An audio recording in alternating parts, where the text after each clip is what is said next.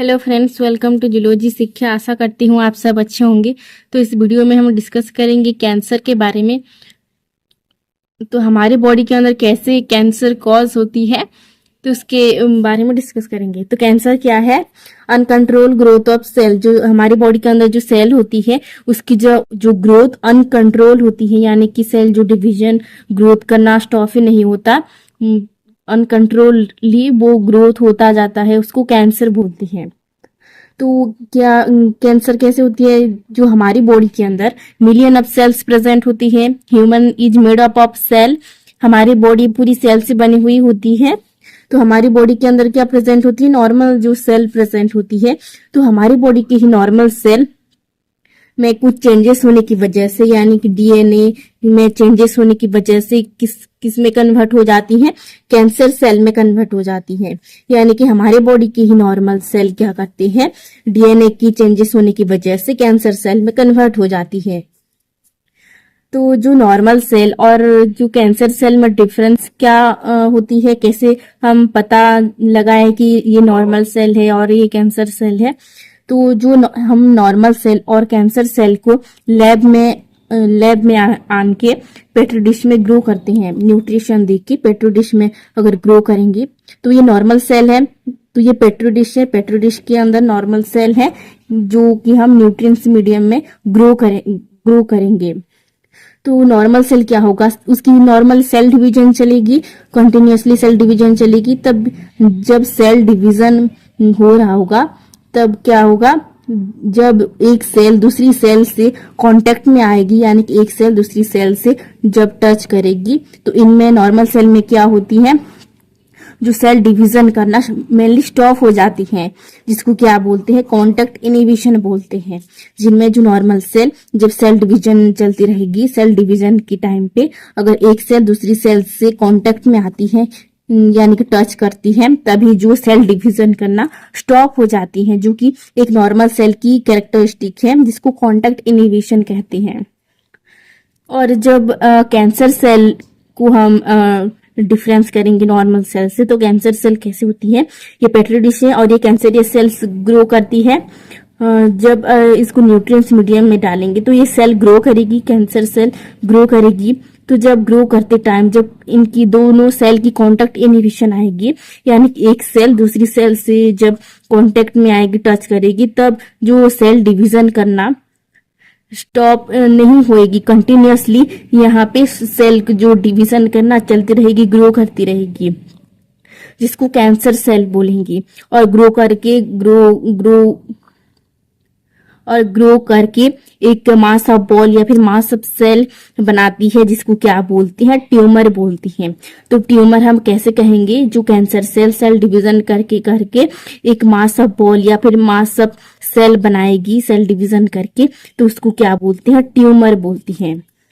तो cancerous cell में जो कांटेक्ट इनहिबिशन लॉस हो जाती है, लॉस ऑफ कांटेक्ट इनहिबिशन, जो कि नॉर्मल सेल में प्रेजेंट होती है जो कांटेक्ट इनहिबिशन, लेकिन जो कैंसरियस सेल में जो कांटेक्ट इनहिबिशन लॉस हो जाती है, इसीलिए कंटिन्यूअसली जो सेल डिवीजन चलती रहती है, जिसकी वजह से कैंसर कॉज होती है या फिर जो ट्यूमर बनती है बॉडी के अंदर।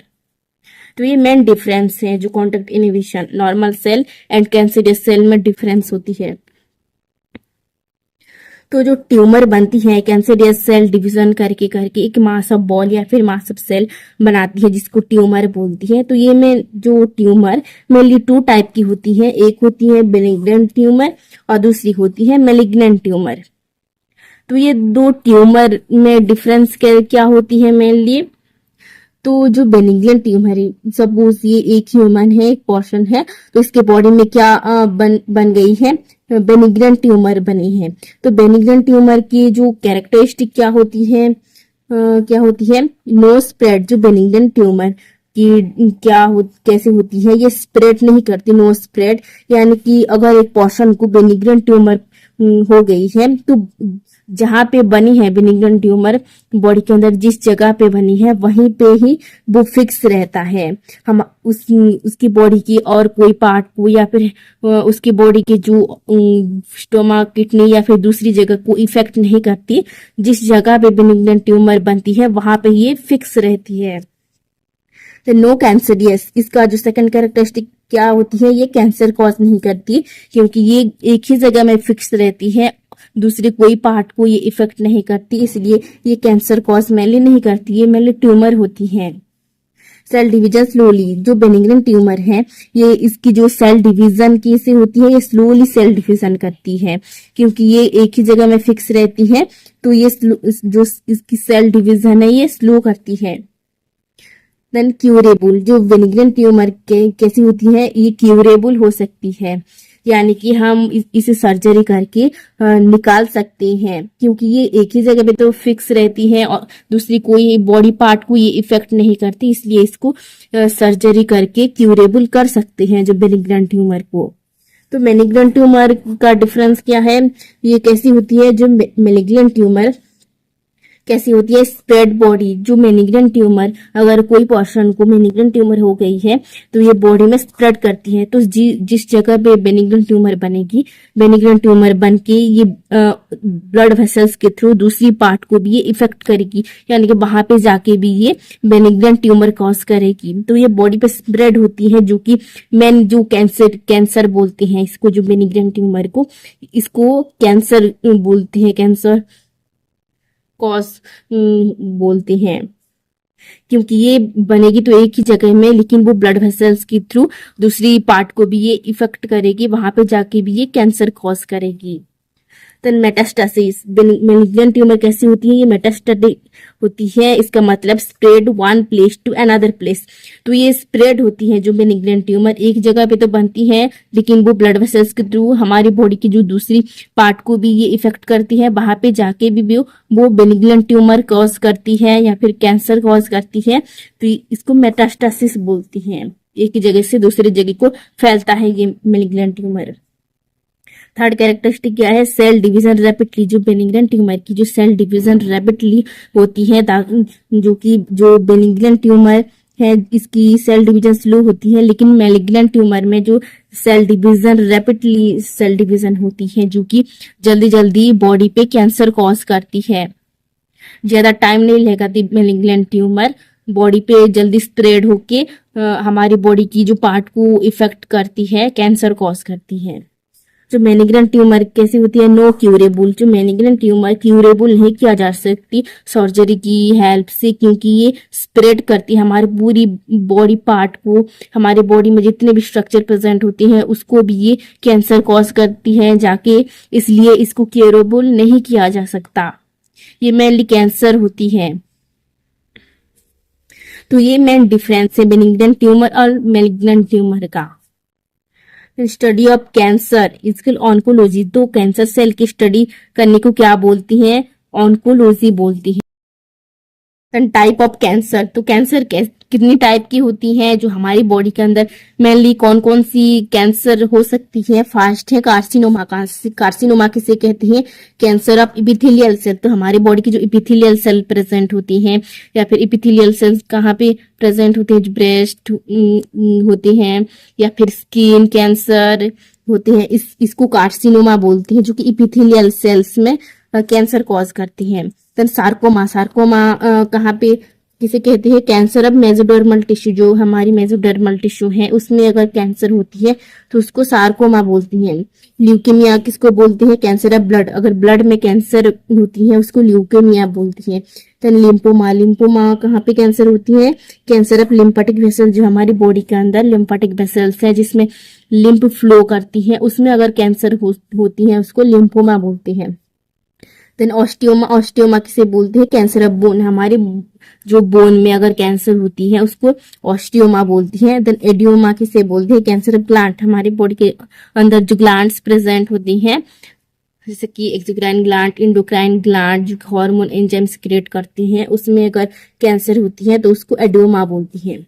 देन कॉज ऑफ कैंसर, तो ये मेन इंपॉर्टेंट पार्ट है, जो कैंसर है हमारे बॉडी के अंदर, जो कैंसर होती है वो कैसे कॉज होती है, यानी कि हमारी बॉडी के अंदर कैसी कैंसर होती है। देन जो कैंसर होती है हमारी बॉडी के अंदर, कैंसर किसकी वजह से होती है, कौन कॉज करती है, कार्सिनोजेन, तो कार्सिनोजेन क्या है, कैंसर कॉजिंग एजेंट है, तो ये कार्सिनोजेन की हेल्प से हमारे बॉडी के अंदर कैंसर कॉज होती है। तो कार्सिनोजेन को कैंसर कॉजिंग एजेंट बोलती हैं। तो हमारी बॉडी के अंदर नॉर्मली कैंसर कैसे कॉज होती है, हमें पता है कि हमारी बॉडी की जो नॉर्मल सेल जो होती है, हमारी बॉडी की जो नॉर्मल सेल के अंदर कुछ चेंजेस होने की वजह से वो कैंसर सेल में कन्वर्ट हो जाती है। तो वो जो नॉर्मल सेल कैसे कैंसर सेल में कन्वर्ट होती है, चलिए देखते हैं। तो ये नॉर्मल सेल है। तो ये नॉर्मल सेल में एक जीन प्रेजेंट होती है जिसको कौन सी जीन बोलती है, प्रोटो ऑन्कोजेन बोलती है। यहाँ पे नहीं लिखा है। तो प्रोटो ऑन्कोजेन एक जीन है जो कि हमारे बॉडी की जो नॉर्मल सेल्स प्रेजेंट होती है, हमारी पूरी एंटायर बॉडी में जो सेल होती है, तो उस सेल में एक जीन प्रेजेंट होती है जिसको प्रोटो ऑन्कोजेन जीन बोलती है। तो ये प्रोटो ऑन्कोजेन जीन हमारे बॉडी के अंदर इनएक्टिव कंडीशन में होती है, कोई भी काम नहीं कर रही होती। तो ये प्रोटो ऑन्कोजेन जीन ये ऑन्कोजेन में कैसे कन्वर्ट होती है, तो ऑन्कोजेन को कैंसर कॉजिंग जीन बोलती है। तो ये प्रोटो ऑन्कोजेन में कैसे कन्वर्ट होती है, कार्सिनोजेन की एजेंट से। तो ये कार्सिनोजेन क्या करती है, ये प्रोटो ऑन्कोजेन को ऑन्कोजेन में कन्वर्ट कर देती है जो कि कैंसर कॉज करती है। तो कार्सिनोजेन एजेंट कौन कौन सी मेनली होती है, टोबैको, जो टोबैको खाते हैं या फिर सिगरेट, जो गुटखा या फिर अल्कोहल पीते हैं, उसको क्या बोलते हैं, कार्सिनोजन एजेंट बोलते हैं। तो उसकी वजह से अगर हम उसको इनटेक करते हैं, गुटखा, टोबैको या फिर सिगरेट स्मोक करते हैं या फिर अल्कोहल इनटेक करते हैं, तभी क्या होती है, जो प्रोटो ऑन्कोजेन जिन इनएक्टिव फॉर्म में था वो ऑन्कोजेन में कन्वर्ट हो जाती है जो कि एक्टिव फॉर्म है। तो ये ऑन्कोजेन क्या करती है, कैंसर कॉज करती है हमारी बॉडी के अंदर। देन जितने भी हार्मफुल रेडिएशन होती हैं जैसे कि x ray, gamma ray, UV ray, harmful radiation अगर हमारे बॉडी के अंदर बार बार रेडिएशन देते हैं, तभी भी जो प्रोटो ऑन्कोजेन जीन ऑन्कोजेन में कन्वर्ट हो सकती है जो कि कैंसर कॉज करती है।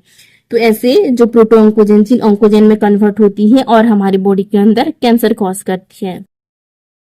टाइप ऑफ कार्सिनोजन, तो कितने टाइप ऑफ कार्सिनोजन प्रेजेंट होती हैं जो कि हमारी बॉडी के अंदर कैंसर कॉज करती हैं। तो mainly 3 type of carcinogen agent होते हैं। फर्स्ट है physical carcinogen, chemical carcinogen, biological carcinogen. तो कार्सिनोजन क्या करती है, जो प्रोटो ऑन्कोजेन को ऑन्कोजेन में कन्वर्ट कर देती है जिसकी वजह से कैंसर कॉज होती है।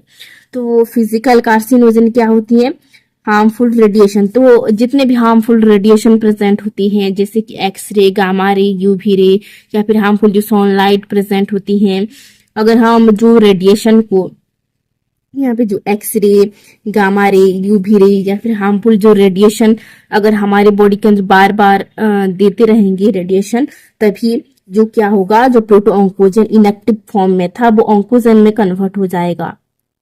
तो ये फिजिकल एजेंट है। अगर हम हमारे बॉडी के अंदर बार बार अगर एक्सरे देंगे, गामा रे, यूवी रे अगर रेडिएशन, हार्मफुल रेडिएशन देंगे तो कैंसर का हो सकती है, जो प्रोटो ऑन्कोजेन में कन्वर्ट हो सकती है। देन सेकेंड कौन सी कार्सिनोजन है, केमिकल कार्सिनोजन। केमिकल कार्सिनोजन में कौन कौन सी चीजें आती हैं, फर्स्ट टोबैको, जो टोबैको खाते हैं या फिर सिगरेट स्मोक करते हैं या फिर जो गुटखा, बीड़ी, सिगरेट खाते हैं या फिर जो अल्कोहल पीते हैं, उनमें क्या प्रेजेंट होती हैं, हार्मफुल केमिकल्स प्रेजेंट होती हैं। तो वो केमिकल्स क्या करते हैं, जो सेल में प्रोटो ऑन्कोजेन है तो उसको ऑन्कोजेन में कन्वर्ट कर देती है जो कि कैंसर कॉज करती है। तो ये है केमिकल एजेंट। बायोलॉजिकल एजेंट कौन सी होती है, बायोलॉजिकल एजेंट में कुछ सर्टन वायरस प्रेजेंट होती है। तो ये वायरस क्या करती है, सपोज ये वायरस है तो इसको क्या बोलती है, वायरल ऑन्कोजेन बोलती है। तो ये वायरल ऑन्कोजेन क्या करेगी, ये नॉर्मल सेल है तो हमारी बॉडी के अंदर वायरल ऑन्कोजेन आएगी और ये वायरल ऑन्कोजेन क्या करेगी, ये नॉर्मल सेल के अंदर चली जाएगी, हमारी बॉडी की जो नॉर्मल सेल के अंदर चली जाएगी और क्या करेगी, कैंसर कॉज करेगी। जो इसके अंदर जीन है, ऑन्कोजेन जीन है, वो कैंसर कॉज करेगी नॉर्मल सेल के अंदर जाकर। तो एग्जाम्पल कौन सी होती है, कौन सी वायरस होती है, मेनली ह्यूमन पैपिलोमा वायरस। तो ह्यूमन पैपिलोमा वायरस क्या करती है, ये बॉडी के अंदर आके जो नॉर्मल सेल के अंदर जाके कैंसर कॉज करती है, कैंसर सेल में कन्वर्ट कर देती है। देन डायग्नोसिस, अगर एक पर्सन को कैंसर हुई है या फिर सिम्टम्स दिखाई दे रहे हैं, तो कौन कौन सी मेनली डायग्नोसिस होती है जिसकी वजह से हम पता कर सकते हैं कि उस पोर्शन को कैंसर हुआ है कि नहीं। फास्ट होती है ब्लड कैंसर, अगर कोई पोर्शन को ब्लड कैंसर हुई है तो कौन सी सैंपल लेते हैं, ब्लड की सैंपल लेते हैं और बोन मेरो की सैंपल लेते हैं। बोन मेरो जिसमें ब्लड सेल्स की फॉर्मेशन होती है, तो ये दो सैंपल में लिया जाता है डायग्नोसिस करने के लिए। देन कौन सी डायग्नोसिस होती है, बायोस्कोपी डायग्नोसिस होती है। इसमें क्या होती है, अगर हमारी बॉडी के अंदर कहीं पे भी नूडल्स बन गई है, कैंसर की वजह से नूडल्स बन गई है, तो इस नूडल्स पार्ट को कट किया जाता है। कट करके माइक्रोस्कोप में अंदर देखा जाता है। माइक्रोस्कोप में जब देखा जाता है तो क्लियरली विजिबल हो जाती है जो कैंसर सेल विजिबल हो जाती है, जिसकी वजह से हम पता कर सकते हैं कि हाँ कैंसर सेल है। तो इस स्टडी को क्या बोलते हैं, हिस्टोपैथोलॉजिकल स्टडी बोलते हैं इसको, जो बायोस्कोपी को। तो ऐसे डायग्नोस किया जाता है। सेकेंड कौन सी डायग्नोस कर सकते हैं, रेडियोग्राफी की हेल्प से भी डायग्नोस कर सकते हैं। जैसे कि एक्सरे होती है, एक्सरे में क्या करती है, अगर कोई पर्सन को कैंसर हुआ है तो उसको एक्सरे भी किया जाता है। एक्सरे क्या करती है, 2D इमेज फॉर्मेशन करती है। तो इसमें जो रेस पड़ती है जिसको आयनाइजिंग रेस दिया जाता है, तो ये आयनाइजिंग रे हार्मफुल रेस है जिसकी वजह से हमें कैंसर कॉज भी हो सकती है। अगर बार बार हम एक्सरे करेंगे तो उसमें एक्सरे के टाइम बार बार हमारी बॉडी के अंदर आयनाइजिंग रे एंटर किया जाएगा, जिसकी वजह से जो कैंसर कॉज हो सकती है। इसलिए एक्सरे ज्यादा नहीं करनी चाहिए। देन सेकेंड जो रेडियोग्राफी कौन सी होती है, सीटी स्कैन होती है। सीटी स्कैन में भी देखा जा सकता है कैंसर पेशेंट को कि किस जगह में कैंसर हुआ है। इसमें क्या, सीटी स्कैन में क्या होती है, 3D इमेज फॉर्मेशन किया जाता है। सीटी स्कैन की फुल फॉर्म क्या है, कंप्यूटर ऑटोमोग्राफी बोलती है। तो ये जो एक्सरे एंड सीटी स्कैन में आयनाइजिंग रे इस्तेमाल करके जो इमेज फॉर्मेशन किया जाती है, जो कि बॉडी के लिए हार्म होती है। तो सीटी स्कैन और एक्सरे बार बार यूज नहीं करनी चाहिए हमारी बॉडी के अंदर। देन थर्ड कौन सी, रेडियोग्राफी है, MRI है। अगर एक्सरे और सीटी स्कैन में अगर पता नहीं लगती है तो MRI करती है। MRI फुल फॉर्म क्या है, मैग्नेटिक रिसोर्स इमेज, जो कि 3D इमेज फॉर्मेशन करती है। तो इसमें जो MRI में कोई भी आयनाइजिंग रे हमारे बॉडी के अंदर नहीं दिया जाता, ये मैग्नेटिक से ये 3D इमेज फॉर्मेशन करती है। इसलिए ये जो MRI टूल सेफ होती है बॉडी में। तो ये मैग्नेटिक फील्ड से ही जो 3D इमेज फॉर्मेशन करती है हमारी बॉडी के अंदर और जो कैंसर को डिटेक्ट करती है। तो ये सेफ टूल्स हैं। ये दो टूल्स की एक्सरे और सीटी स्कैन से सेफ टूल कौन सी होती है, MRI होती है, क्योंकि इसमें मैग्नेटिक फील्ड से 3D इमेज फॉर्मेशन किया जाती है और जो कैंसर पार्ट को डिटेक्ट किया जाता है। देन ट्रीटमेंट क्या होती है, अगर कोई पेशेंट को कैंसर कॉज हुआ है तो कौन कौन सी मेनली ट्रीटमेंट होती है। मेनली 3 टाइप ऑफ ट्रीटमेंट हो सकती है। एक होती है सर्जिकल ट्रीटमेंट, सेकेंड है केमोथेरापी और थर्ड हो सकती है रेडिएशन थेरापी। ये तीनों ट्रीटमेंट हो सकती है कैंसर पेशेंट को। फर्स्ट कौन सी ट्रीटमेंट होती है, सर्जरी ट्रीटमेंट। तो जो मेनली ट्यूमर तो 2 टाइप की होती है, एक होती है बेनिग्नेंट ट्यूमर, दूसरी होती है मैलिग्नेंट ट्यूमर। जो बेनिग्नेंट ट्यूमर है वो एक ही जगह पे भी फिक्स रहती है और जो मैलिग्नेंट ट्यूमर क्या करती है, एक जगह तो बनेगी पर स्प्रेड करती रहती है हमारे पूरी बॉडी पार्ट को, वो कैंसर कॉज करती है। इसलिए किस ट्यूमर को हम सर्जरी से क्यूरेबल कर सकते हैं, ओनली बेनिग्नेंट ट्यूमर को ही सर्जरी मेथड के थ्रू इसको क्यूरेबल कर सकते हैं। मैलिग्नेंट ट्यूमर को नहीं किया जा सकता क्योंकि वो रैपिडली जो कैंसर कॉज करती है, स्प्रेड होती है बॉडी में। सेकेंड केमोथेरापी कर सकती हैं ट्रीटमेंट।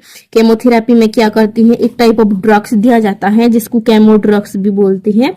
तो ये ड्रग्स क्या करती है, which kill fast growing cell. जो फास्ट ग्रोइंग सेल होती है, फास्ट ग्रोइंग सेल कौन होती है, मेनली कैंसर सेल ही होती है क्योंकि रैपिडली सेल डिवीजन करती है। तो इस ड्रग्स देने पर जो कैंसर सेल तो किल होते हैं, लेकिन जो हमारी बॉडी की कुछ सेल्स होते हैं जो कि रैपिडली सेल डिवीजन करते हैं, जैसे कि हमारी हेयर फॉलिकल्स होती हैं। Hair follicle rapidly cell division करते हैं जिसकी वजह से हमारी जो हेयर ग्रोथ रैपिडली होती है। देन बोन मैरो भी रैपिडली सेल डिवीजन करती है। बोन मैरो में जो स्टेम सेल होते हैं वो रैपिडली सेल डिवीजन करते हैं ताकि वो ब्लड सेल्स रैपिडली बनता रहे।